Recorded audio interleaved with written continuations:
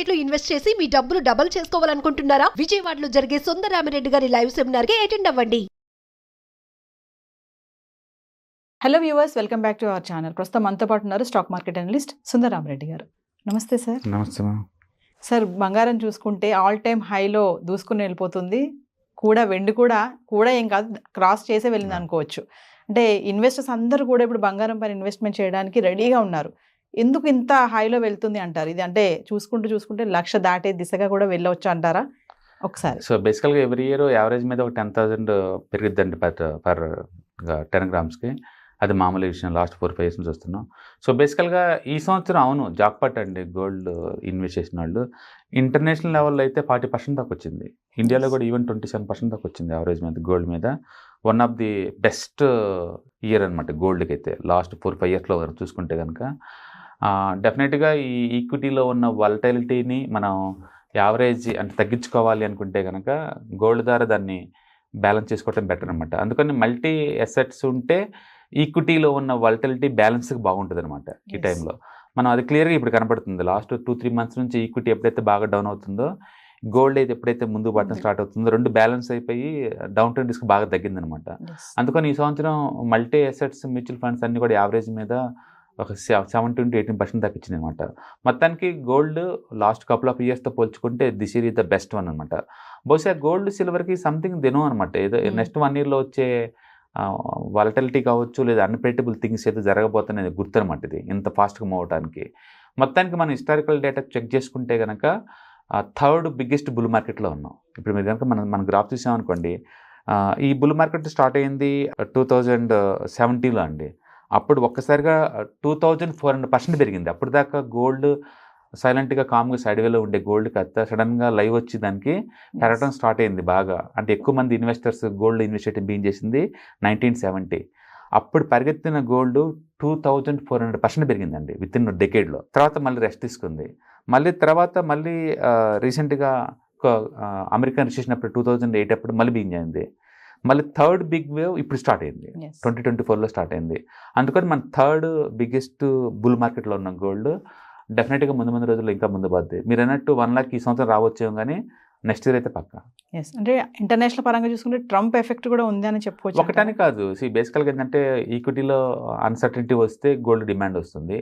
Central banks అన్ని కొంత been చేసినాయి ఈ మధ్యకాలంలో, డీడాలరైజేషన్ అని చెప్పేసి అట్లా డిమాండ్ వస్తుంది.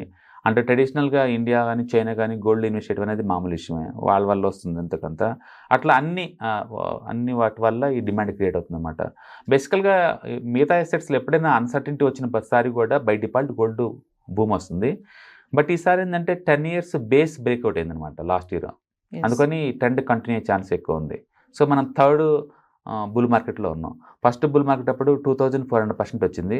తర్వాత బుల్ మార్కెట్లో 900% వచ్చింది. ఇప్పుడు 3rd బుల్ మార్కెట్ కాబట్టి ఎంత వచ్చిందో మనం చూడాలి.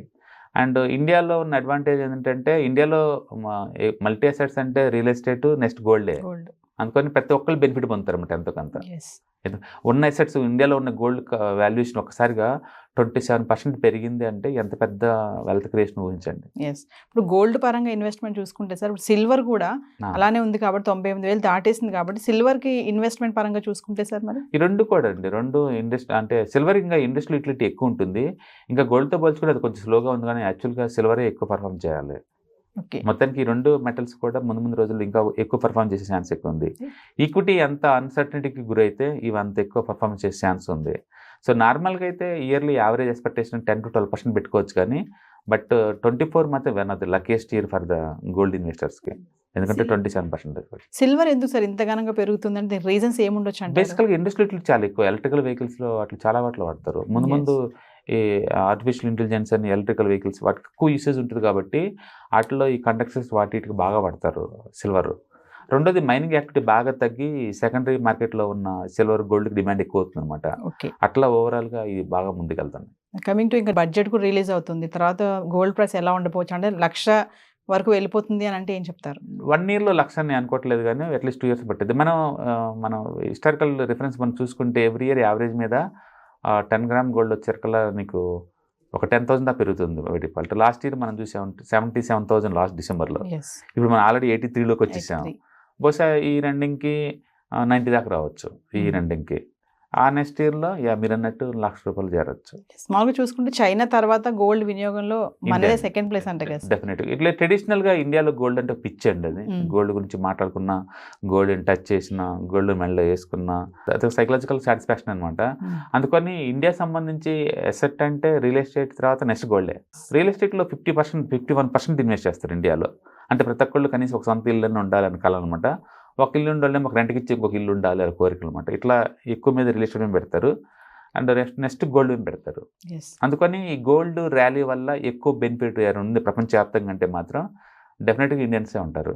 కాకపోతే ఒకటి పెరిగిందని మనం లెక్కేసుకోవటం తప్ప ఎవరు అమ్మరు కదా, ట్రెడిషనల్గా ఎవరు అమ్మరు, అట్లా పక్కన పెట్టుకుంటారు.